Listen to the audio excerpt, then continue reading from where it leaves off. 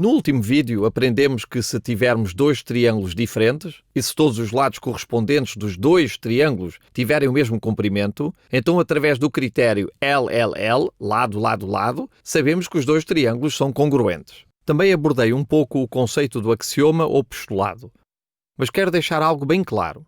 Por vezes, vão ouvir a expressão teorema LLL quando se referem a isto e, por vezes, postulado ou axioma dos três lados. Acho que vale a pena diferenciar o que cada um deles significa. Um postulado ou axioma é algo que apenas assumimos como verdade. Assumimos logo desde o início, enquanto que um teorema é algo que provamos usando alguns postulados ou axiomas. Portanto, e é assim na matemática, temos de fazer algumas suposições básicas ou fundamentais. A estes chamamos axiomas ou postulados. Depois, ao usá-los, tentamos provar teoremas. Então, talvez ao usarmos este, possamos provar alguns teoremas aqui. Ao usarmos este teorema e depois este axioma, podemos provar este teorema aqui e depois, ao usarmos ambos os teoremas, podemos provar este teorema aqui. Acho que perceberam onde quero chegar. Este axioma pode levar-nos a este teorema. Estes dois talvez nos possam levar a este teorema aqui. Tentamos construir o nosso conhecimento da matemática em torno destas suposições. Na aula de Introdução à Geometria, não provamos com rigor o LLL, o teorema dos três lados. E é por isso que, em muitas aulas de geometria, este é tido como dado adquirido, como um postulado ou axioma. A razão para estar a fazer isto é porque quero que saibam as diferenças entre as palavras teorema e postulado ou axioma. Assim, não se confundem. Existem muitos livros que se referem a isto como o teorema LLL ou o critério LLL, embora não o provem com rigor. Portanto, nesses contextos, é mais um postulado ou axioma. Agora que esclarecemos isto, vamos avançar, pois já sabemos que isto é verdade, vamos partir do pressuposto de que é. Quero mostrar-vos que podemos fazer algo útil com isto. Portanto, digamos que temos um círculo. Existem muitas coisas úteis que podemos fazer com isto. Este círculo tem o centro aqui, em A. Digamos que existe uma corda neste círculo que não é um diâmetro. Então vamos desenhar aqui uma corda. Vou desenhar uma corda no círculo, portanto, fica uma espécie de segmento de uma reta secante. Digamos que tenho uma reta que bisseta esta corda, que divide esta corda em dois, a partir do centro. Acho que lhe posso chamar de raio, pois vou do centro para este ponto da circunferência aqui. Então, fui do centro para a circunferência. Quando digo que o divide em dois, estes todos, estou só a preparar o problema. Quando digo que o bisseta, refiro-me a dividir o segmento de reta ao meio.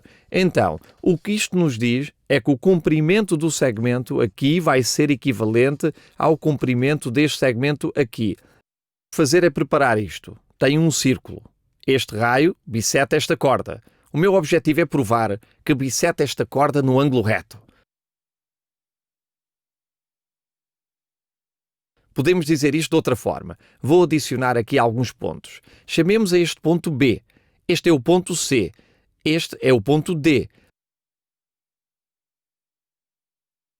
Queremos provar que o segmento AB é perpendicular. Ele interseta-o no ângulo reto. É perpendicular ao segmento CD.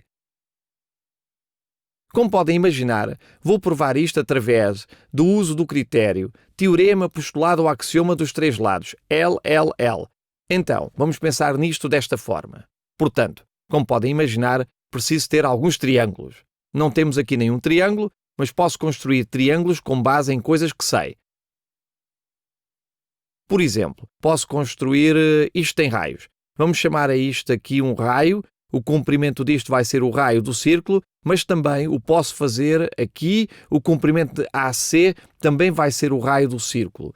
Portanto, sabemos que estas duas retas têm o mesmo comprimento, que é o raio do círculo. Ou podemos dizer que AD é congruente com AC ou que tem o mesmo comprimento. Sabemos, a partir do enunciado do problema, que este segmento aqui é igual em comprimento a este segmento aqui. Vou acrescentar aqui um ponto ao qual me possa referir. Se chamar a este ponto E, sabemos desde o início do problema que CE é congruente a ED, ou que tem o mesmo comprimento. CE tem o mesmo comprimento do que ED. Também sabemos que estes triângulos, este da esquerda e o da direita, partilham o lado EA. Então, Este é claramente igual a si mesmo. É o mesmo lado. O mesmo lado foi usado em ambos os triângulos. Os triângulos são adjacentes um ao outro. Então, temos uma situação em que temos dois triângulos diferentes que têm lados correspondentes que são iguais. Este lado é equivalente a este lado direito. Este lado é igual a este em comprimento. Depois temos, obviamente, AE é equivalente a si próprio. É um lado correspondente a ambos os triângulos. Então, com LLL, sabemos que o triângulo ABC é congruente com o triângulo AE. Desculpem, não é ABC, é AAEC, desculpem. Nós sabemos, devia ter escrito isto aqui. Com LLL, sabemos que o triângulo AEC é congruente com o triângulo AED. Mas como é que isto nos pode ajudar? Como é que isso nos pode ajudar? Usamos o nosso pequeno teorema, mas em que é que isso nos ajuda? Bem, assim que soubermos que os dois triângulos são congruentes, isso diz-nos que os ângulos são iguais. Podemos deduzir que este ângulo aqui, que a medida do ângulo CEA é igual à medida do ângulo DEA. A razão para isso nos ser útil, e aqui vemos isto, é que são suplementares um ao outro. São ângulos adjacentes. Os lados externos formam um ângulo raso. Então, CEA é suplementar e equivalente a DEA. Portanto, são suplementares. Também temos a medida do ângulo CEA. A medida do ângulo CEA mais a medida do ângulo DEA, que é igual a 180 graus. Mas estas medidas são iguais. Então, posso substituir a medida de DEA com a medida de CEA. Ou posso reescrever isto como 2 vezes a medida do ângulo CEA é igual a 180 graus. Ou podemos dividir ambos os lados por 2 e diria que a medida do ângulo de CEA é igual a 90 graus, que vai ser o mesmo do que a medida do ângulo DEA, pois são equivalentes. Portanto, sabemos que este ângulo aqui é de 90 graus. Por isso posso marcar aqui esta caixinha. E este ângulo aqui também é de 90 graus. Então, AB interseta aqui, em CD, com um ângulo de 90 graus. Eles são perpendiculares entre si.